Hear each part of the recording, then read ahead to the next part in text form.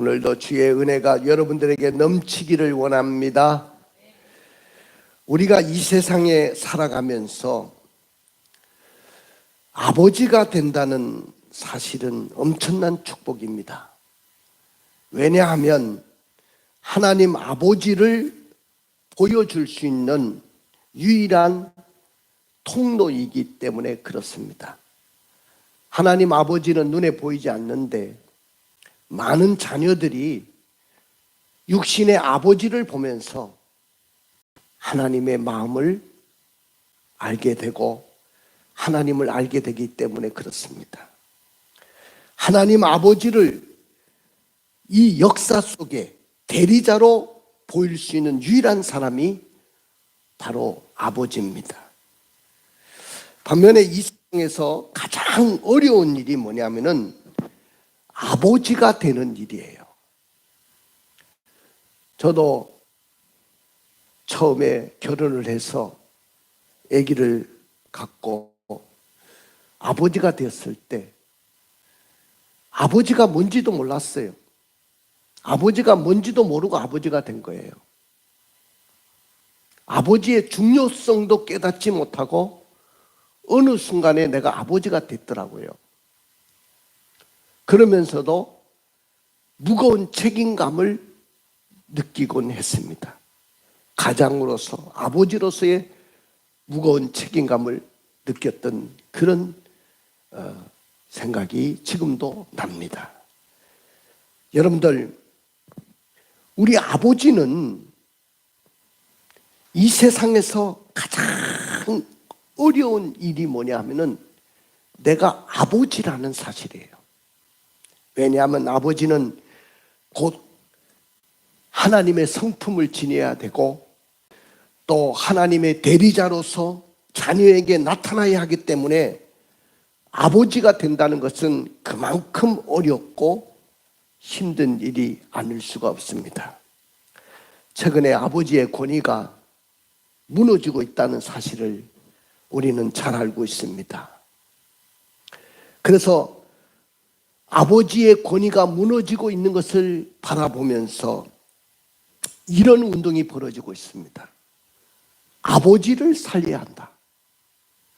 아버지를 살리자.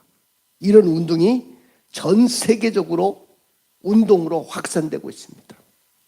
왜냐하면 1960년대 이후에 남성들이 산업사회에 뛰어들면서 가정에서 아버지들이 자녀들과 함께 보내는 시간이 거의 잃어버렸어요.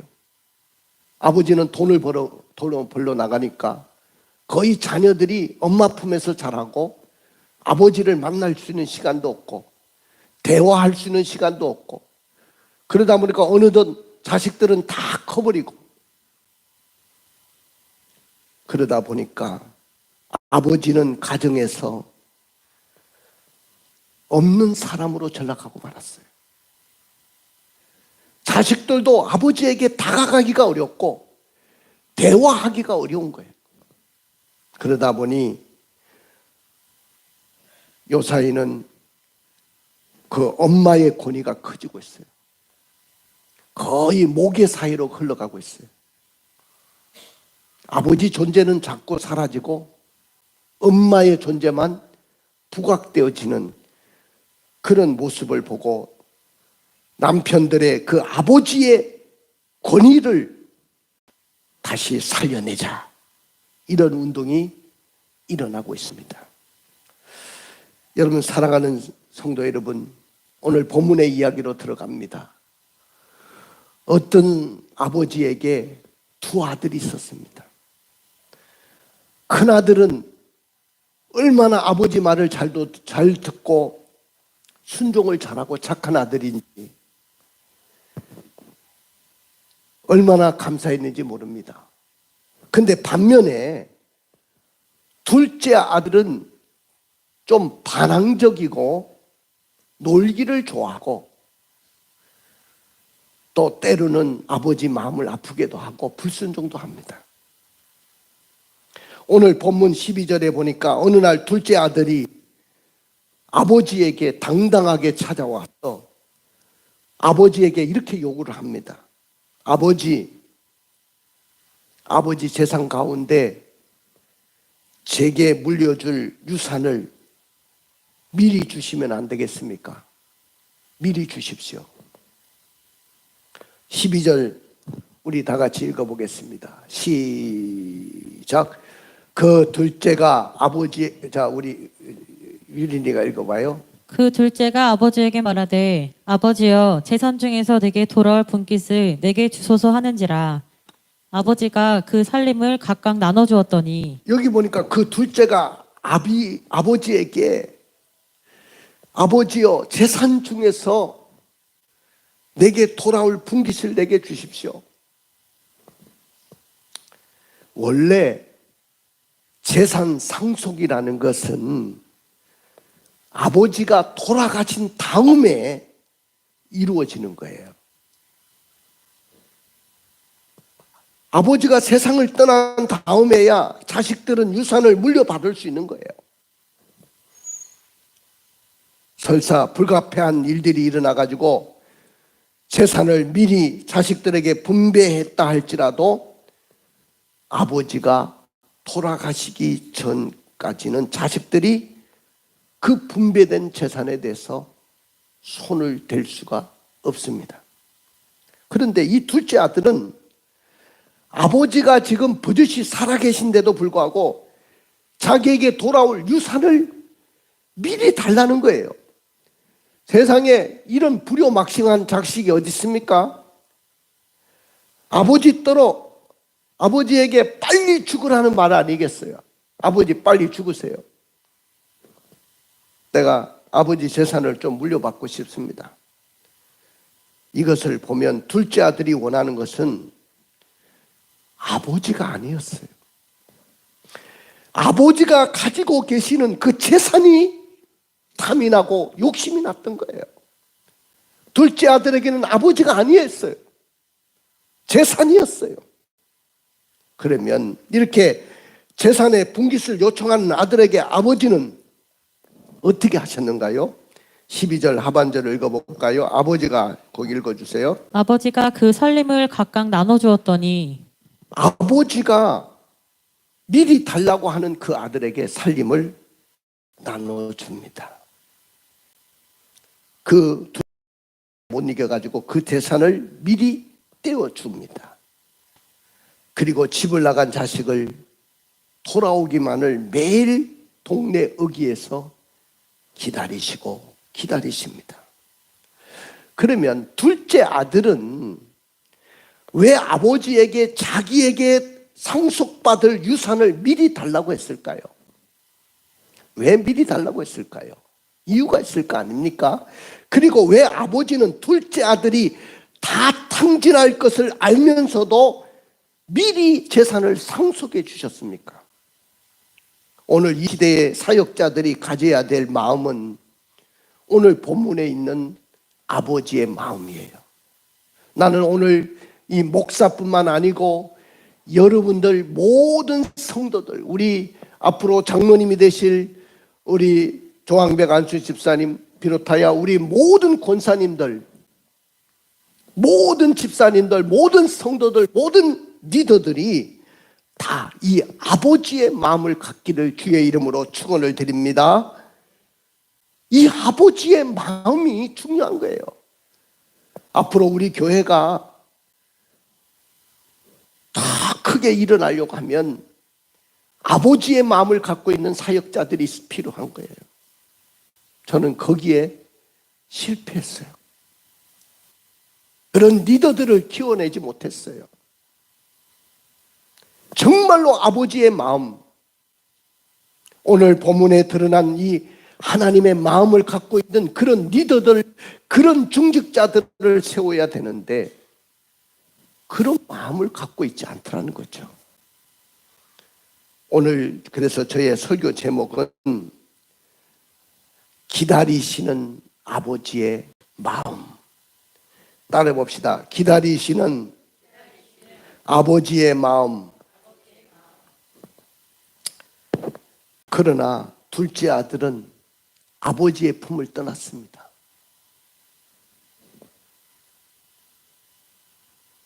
아버지는 끊임없이 그 아들을 기다리지만은 오늘 둘째 아들은 아버지의 품을 떠났어요.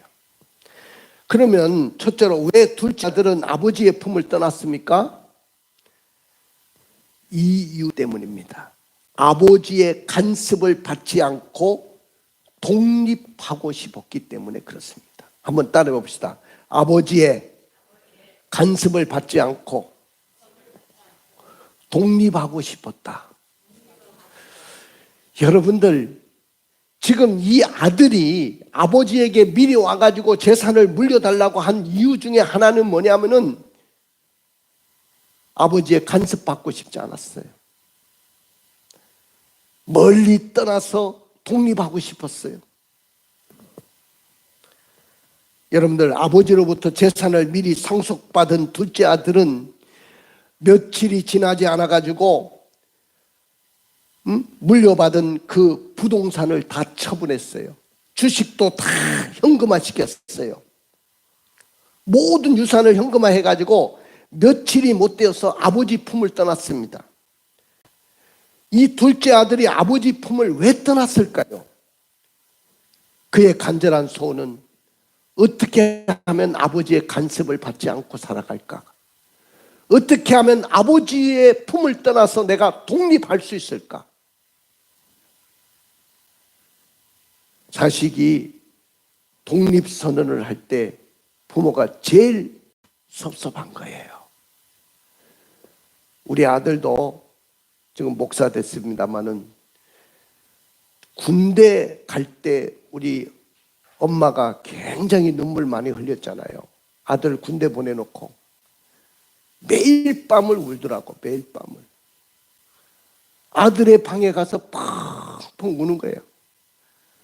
근데 2년 동안 아들을 떨어져 있으니까 이제는 적응이 돼가지고 이제 당연하다고 생각을 하고 그랬는데, 이 아들이 군대를 딱 제대하고 오니까 얼마나 반가워요. 근데 나한테 청천벽력 같은 독립선언을 선포했어요. 아버지, 나를 이토록 20대가 되도록 나를 잘 길러주셨으니 감사합니다. 이제 저는 대학교에 각 근처에 독립하겠습니다. 방을 얻어서 가겠습니다. 네가 돈이 있냐? 내가 어떻게 해보겠습니다. 그때 내가 너무너무 섭섭하지만은 내가 뭐라고 했냐면은 너는 몸만 독립하지 말고 재정까지도 다 독립을 해라. 지금부터 아버지 도움을 받지 않겠다고 네가 말을 해라. 그랬더니 가급적이면 그러려고 했다 이러고. 근데 아버지 도움 안 받고 그가 어떻게 살 수가 있겠어요? 저요, 지금 장가까지 갔는데도 장가 가면 끝나는 줄 알았는데 아니더라고요. 내 눈을 감기 전까지는 그 자식을 돌봐줘야 되고 도와줘야 되더라고요. 그 마음을 어떻게 자식이 알겠어요? 자식은 어째든지 부모의 간섭을 받지 않고 독립하기로 그래요. 이것이 오늘 탕자의 마음이었어요. 가까운 곳에 있으면 아버지가 자꾸 찾아와가지고 간섭받게 되니까 아예 아버지가 오지 않는 먼 나라로 가고 싶었던 거죠. 아버지의 간섭을 받지 않고 자유롭게 살고 싶어가지고 먼 나라로 떠났던 것입니다. 오늘 본문에 나오는 이 둘 아들의 가정은 경제적으로 어려움이 있는 가정이 아니었어요. 굉장히 부유한 가정이었어요. 왜냐하면 많은 종들을 거느리고 있을 정도로 그 가정은 굉장히 부자였어요. 아버지가 부자였단 말이죠.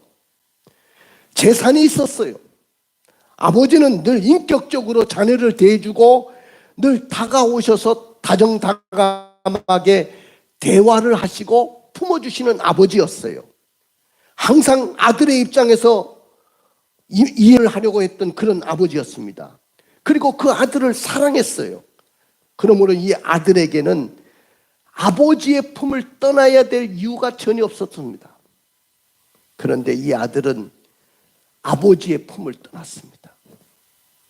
그러나 둘째 아들은 나 혼자서도 무엇이든지 할 수 있으니까 이제는 아버지의 도움이나 아버지의 속박이 필요 없다는 생각이 들었어요. 둘째 아들은 이 같은 마음 때문에 그 아버지의 품을 떠나게 됐던 거죠. 아버지 집에는 종들이 많고 물질도 많고 돈도 많고 풍족하지만은 그 아버지와 함께 사는 것보다 아버지를 떠나서 내 마음대로 내 생각대로 독립해서 간섭받지 않고 살고 싶어하는 마음이 더 강했던 것입니다. 여기 있는 우리 청년들, 여러분들은 똑같은 마음일 거예요. 아버지 품을, 엄마 품을 떠나서 어떻게 하면 잔소리 안 듣고 간섭받지 않고 내 마음대로 살아볼 수 있을까? 아마 그런 생각을 할 거예요. 그러나 잔소리 할 때가 좋은 거예요. 잔소리 할 때가 좋은 거야. 그 아버지 어머니 떠나시면 나를 향해서 잔소리할 부모도 없는 거야. 그 간섭이 여러분들에게 싫을지 몰라도 그것은 울타리와 같은 것이고 사랑이었어요. 사랑하는 성도 여러분, 이 둘째 아들의 모습은 우리에게도 얼마 있는 모습이었습니다. 우리가 일찍이 예수를 믿어가지고 아버지로부터 온갖 사랑과 은혜를 받고 살면서도 감사하지 못합니다.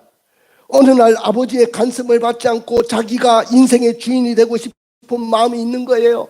나 이제까지 아버지 속박에서 그냥 얽매여서 살았는데 나 이제 돈 좀 벌었으니까 내 마음대로 내도 기분도 내고 내 인생 한번 즐기면서 살아보겠다. 이런 생각을 갖고 있는 분 혹시 있습니까? 그리고 세상 구경 좀 해보겠다. 지금같이 돈을 번다고 내가 여행도 즐기지 못하고 어디 나가보지 못하고 해외도 나가보지 못했는데 여행도 좀 즐기고 싶다. 그런 마음도 갖고 있지 않습니까? 어려울 때는 하나님을 의지하면서도 정말로 하나님이 도와주지 않으면 내 사업은 안 된다고 생각하고 그냥 하나님 내 사업에 축복해달라고 매달리던 사람들이 돈을 좀 벌게 되면 세상 재미에 빠지고 싶어 합니다. 그리고 아버지의 간섭도 받지 않고 독립하고 싶어가지고 세상으로 나가버리는 것입니다. 그 아버지의 간섭이 그렇게 받고 싶지 않았습니까? 그렇게 독립하고 싶으셨어요? 이것이 이 세상을 살아가는 죄인의 모습 아닌가요?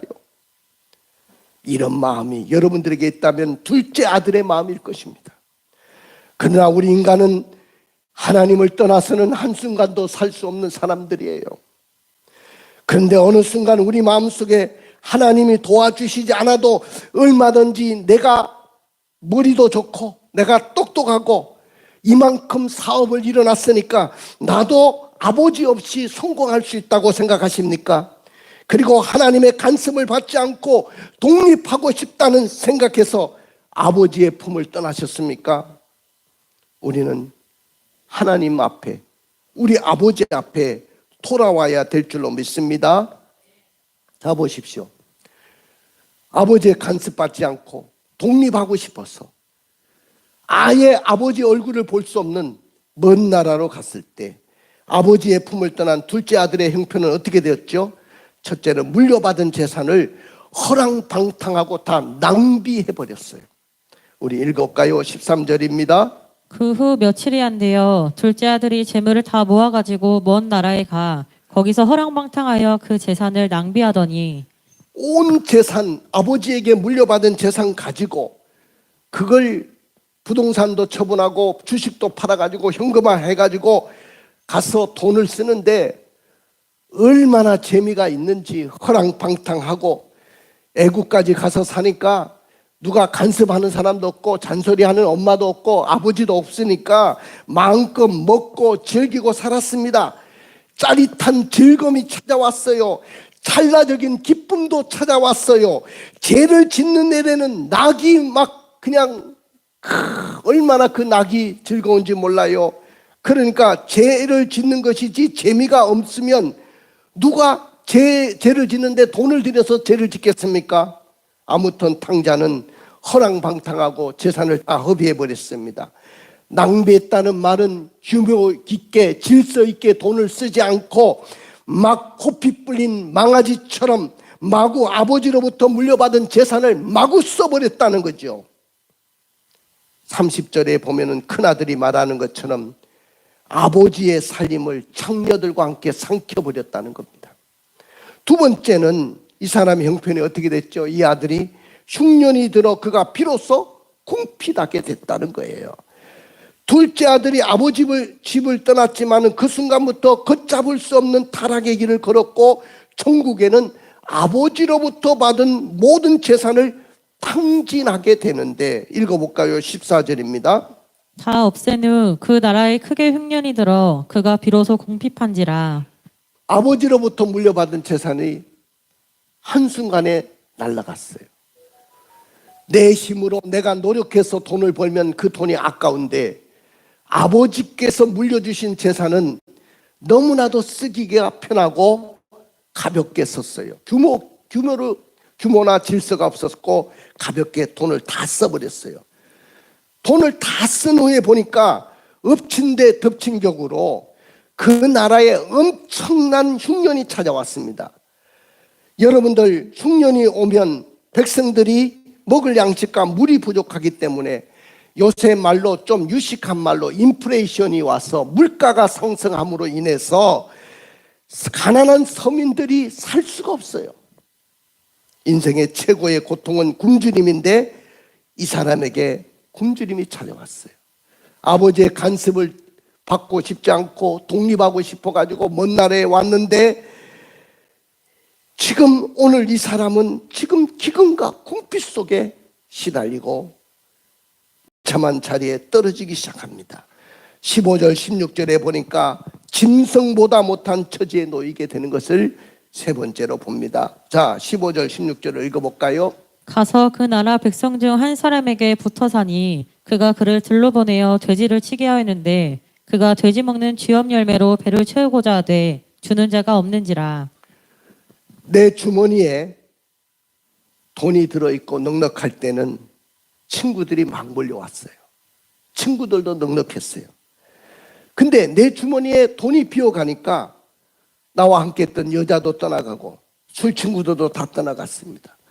이제는 나를 상대해 주는 사람이 없어요. 그 많던 친구들이 다 떨어져 나갔습니다. 아무도 그를 도와주지 않아요.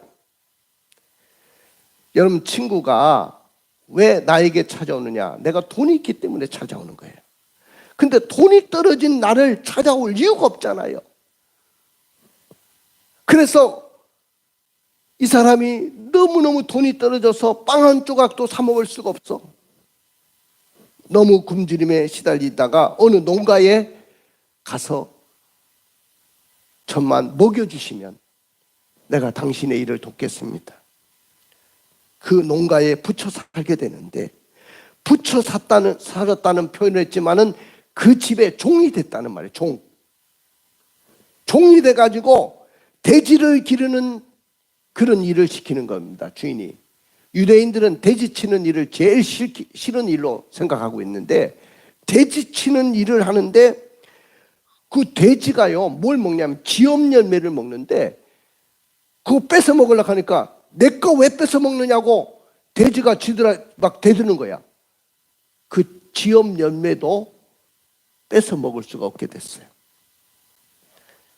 오늘 이방 나라에 가서 돼지 치는 사람으로 전락하고 더 이상 내려갈 것이 없을 정도로 막다른 골목에 이르렀다고 생각했습니다. 사랑하는 성도 여러분, 이것이 바로 하나님을 떠난 우리 인간의 모습이에요. 아버지 품을 떠나면 자유롭고 간섭받지 않고 내 마음대로 살고 기분 좋게 살고 즐겁게 살고 행복하게 살 것 같지만은 아버지를 떠난 인생들은 이렇게 비참한 거예요. 멸망받는 짐승보다도 더 비참한 자리에 떨어지는 거예요. 그런 삶을 살아보셨어요? 저 돼지보다도 못한 삶을 살아보셨습니까? 짐승보다도 취급받지 못하는 그런 상황 속에 놓여 보셨습니까? 나는 여러분들이 그런 삶을 살지 않기를 원합니다. 네 번째는요, 이 사람의 상태는 줄여 죽게 됐어요. 자, 17절을 읽어볼까요? 이에 스스로 돌이켜 이르되 내 아버지에게는 양식이 풍족한 품꾼이 얼마나 많은가. 나는 여기서 줄여 죽는구나. 줄여 죽는구나. 정말로 배고파서 죽고 싶었어요. 세상에서 가장 참기 어려운 것이 굶주림이에요. 사람이 사흘을 굶으면 남의 집에 담을 넘는답니다. 그 고통을 어떻게 참을 수 있겠습니까?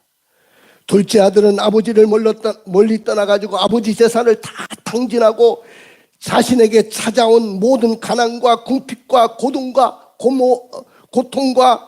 고독과 허물을 느끼면서 삽니다. 아버지와 함께 풍요롭게 살 때는 풍요롭다고 생각하지 못하고 망각하면서 감사하지도 못하고 살았어요. 그러나 모든 것을 잃고 절망 속에, 굶주림 속에, 모든 사람이 떠나간 상황 속에 놓이게 되니까 아버지의 품이 그렇게 그리운 거예요. 우리 아버지 집에는 종들도 많고 먹을 것도 많았는데 나는 여기서 줄여. 이 사람의 이야기를 들어보세요. 아버지, 저는 아버지와 함께 풍요롭게 살 때에도 나의 풍요로움이 당연한 것이라고 생각했어요. 나는 이렇게 부자로 사는 것 당연하다고 생각했습니다. 아버지를 떠나서 세상에서 온갖 즐거움과 쾌락을 느껴보았지만은 나에게 찾아온 것은 굶주림이요 허무함과 고통뿐이었습니다. 이제 아버지의 재산을 탕진하고 나는 이 이방 나라에서 줄여서 죽게 됐습니다. 이제서야 감히 아버지 앞에 당당하게 나갈 수 있는 이 불효막심한 이 아들, 아버지 앞에 나갈 수도 없는 그런 불효막심한 아들인 것을 내가 깨달았습니다. 이 불효막심한 아들이 용서받을 수 있을까요? 그는 하염없이 밤을 지새우면서 후회의 눈물을 흘립니다. 그럼에도 불구하고 오늘 아버지는 보십시오. 아버지는 집 나간 자식이 돌아오기만을 기다리십니다. 할렐루야. 아버지의 마음은 집을 나간 자식을 위해서 기도하고 나간 날부터 문 밖에 서서 가지고 돌아오기만을 기다리시는 아버지예요. 세상이 그렇게 좋아가지고 여러분들이 세상에 나가서 그냥 세상의 재미에 빠져 있을 때도 아버지는 지금도 끊임없이 기다리시는 아버지인 줄로 믿습니다. 그 아버지는 기다리실 뿐만 아니고 자비하신 아버지예요. 사랑의 하나님이셔요. 은혜가 넘치시는 아버지셔요. 그 아버지는 아들을 어떻게 대해주셨습니까? 아버지는 아들을 끝까지 믿어줬어요. 끝까지 믿어줬어요. 여러분들, 아버지는요, 자식을 끝까지 믿어줘야 돼요. 자식이 좀 내 마음을 아프게 하고 자식이 허랑방탕해가지고 재산을 탕진했다 할지라도 오늘 아버지는 끝까지 그 아들을 믿어줬어요. 우리 11절 12절을 읽어볼까요? 또 이르시되 어떤 사람에게 두 아들이 있는데 그 둘째가 아버지에게 말하되 아버지여 재산 중에서 내게 돌아올 분깃을 내게 주소서 하는지라. 아버지가 그 살림을 각각 나눠 주었더니 여기 보니까 둘째 아들이 아버지에게 찾아와가지고 아버지 재산 중에서 내게 돌아올 분깃을 내게 주소서 요구했을 때 아버지는 그 살림을 아무 군소리 하지 않고 나눠줬어요. 아버지는 그 재산을 나눠줬다는 말은 철저하게 그 아들을 믿어주었다는 거예요. 그 아들이 어리기 때문에 재산을 관리하지 못할 것 잘 알고 있어요. 나가면 이걸 다 탕진할 것도 알고 있어요. 그러나 너는 이 많은 재산보다 너는 내 아들이야. 너는 나에게 정말로 사랑하는 아들이야. 오늘 아버지는 재산을 다 잃는다 할지라도 자식은 잃지 않고 싶었던 것입니다. 할렐루야.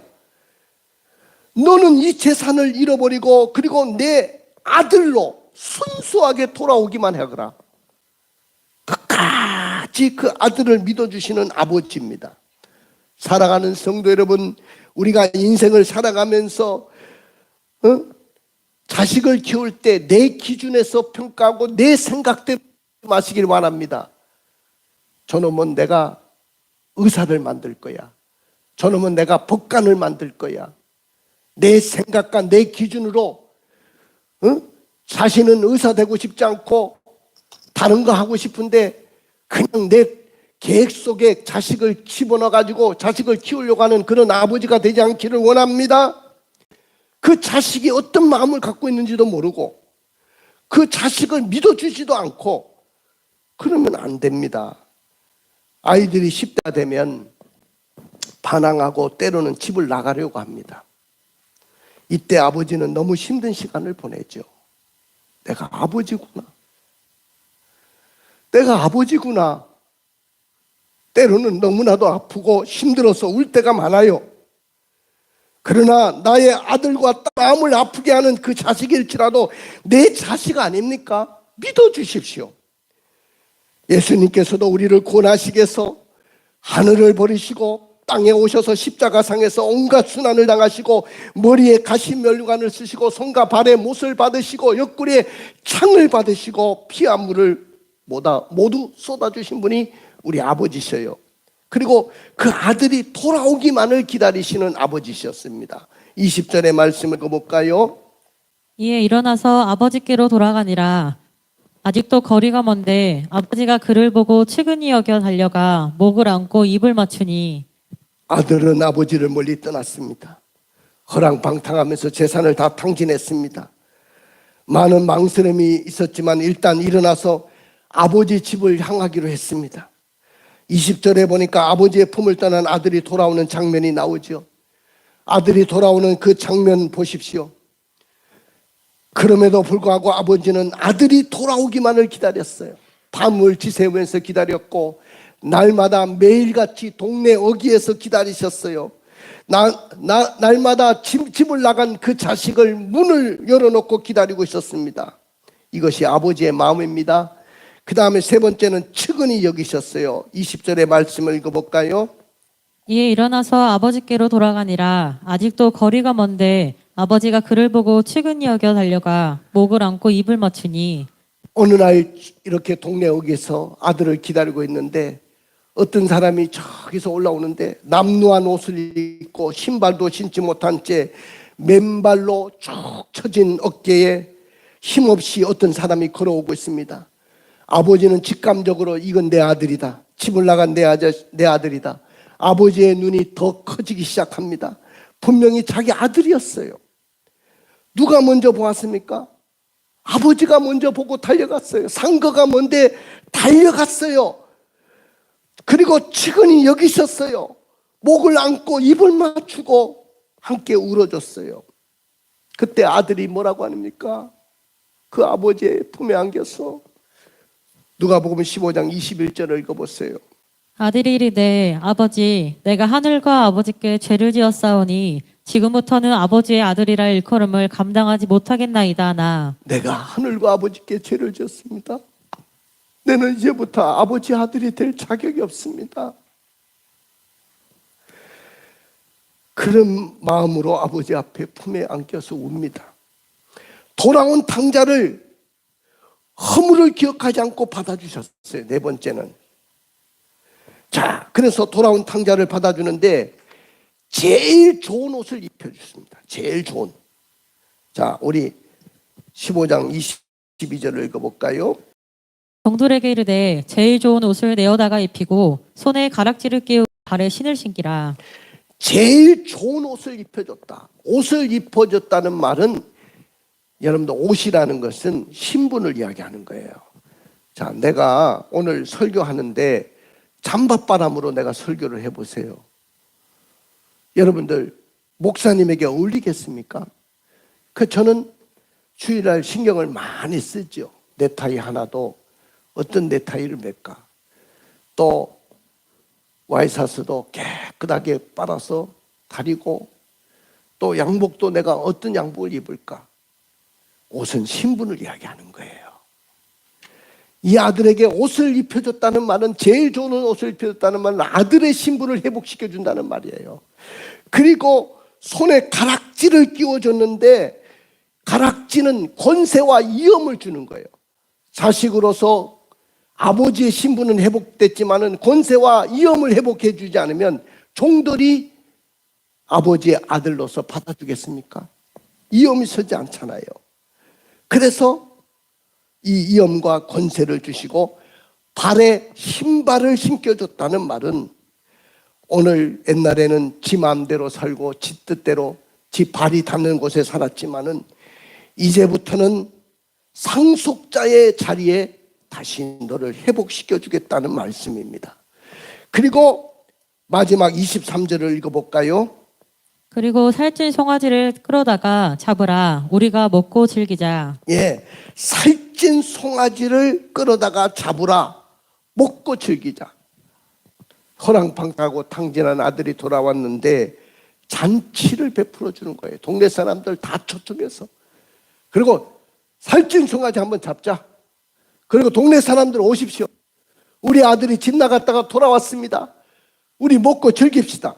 24절을 읽어볼까요? 이 내 아들은 죽었다가 다시 살아났으며 내가 잃었다가 다시 얻었노라 하니 그들이 즐거워하더라. 우리 아버지가 이렇게 잔치를 베풀어 준 이유가, 그렇게 기뻐하고 즐거워한 이유가 뭐냐면은 내 아들이 죽은 줄만 알았는데 살아서 왔다는 거예요. 이런 줄만 알았는데 다시 얻었다는 거예요. 오늘 이 탕자가 이 아버지의 파격적인 그 사랑과 은혜를 받고 나서 이런 생각을 했을 거예요. 왜 내가 아버지의 심정을 몰랐을까? 왜 아버지의 마음을 내가 몰랐을까? 나는 아버지 밑에 있으면서 자유함이 없다고 생각하고 독립을 선포하고 아버지에게서 도망가려고 했는데 아니구나. 아버지는 사랑으로 나를 기다리셨구나. 이제 알았으니 더 이상 나를 위해서 살지 않고 아버지의 기쁨을 위해서 살아야지. 어떻게 하면 아버지의 마음을 기쁘시게 할까? 어떻게 하면 아버지를 더 사랑할까? 탕자는 바로 이 순간 새로운 삶으로 거듭나게 되는 줄로 믿습니다. 사랑하는 성도 여러분, 모든 사역의 핵심은 우리가 뭘 이뤄볼까? 우리가 뭘 성취해 볼까? 그게 아닙니다. 내가 왜 하나님 아버지의 심정을 몰랐을까? 왜 아버지의 마음을 몰랐을까? 내가 어떻게 하면 주님을 기쁘게 할까? 어떻게 하면 내가 하나님을 더 사랑할 수 있을까? 어떻게 하면 아버지의 마음을 알아서 아버지의 마음을 따라서 살 수 있을까? 이런 마음을 갖는 것인 줄로 믿습니다. 할렐루야. 이 아버지의 심정이 없으면 아무리 내가 열심히 제자 훈련하고 열심히 성경 공부하고 열심히 사역도 하고 열심히 선교도 하고 그러지만은 진정한 성공을 거둘 수가 없을 것입니다. 그러므로 아버지의 심정은 기다리는 것입니다. 오늘 이렇게 아버지는 놀라운 은혜를 우리에게 다시 회복시켜 주셨는데 아버지는 우리를 받아주시고 용서해 주셨어요. 하나님의 자녀로서 위엄과 권세를 회복시켜 주셨어요. 지난날의 상한 마음을 치유해 주시고 고아와 같이 버림받지 않고 안식과 영생과 평안을 누리게 하신 줄로 믿습니다. 할렐루야. 우리 가슴에 손을 얹고 눈을 감아 보세요. 사랑하는 성도 여러분, 우리는 둘째 아들 같이 탕자의 삶을 살진 않았습니까? 오늘도 집을 나가서 아버지 간섭받지 않고 독립하고 싶고 내 마음대로 살고 싶어가지고 이 교회 품을 떠나가지고 목사님의 품을 떠나가지고 또 하나님의 품을 떠나서 사는 사람 없습니까? 처음에는 기분이 좋겠죠. 처음에는 사람들이 나를 알아주고 돈이 있으니까 찾아오고 친구도 있고 여자친구도 있고 술친구도 있지만은 그 돈이 떨어지면 누가 나를 찾아올까요? 우리는 아버지께로 다시 믿습니다. 머뭇거리지 말고 아버지 품으로 나오시기로 결단합시다. 나의 모든 사역 가운데 이 아버지의 마음을 가지고 온전한 제자의 삶을 살기로 결단합시다. 할렐루야.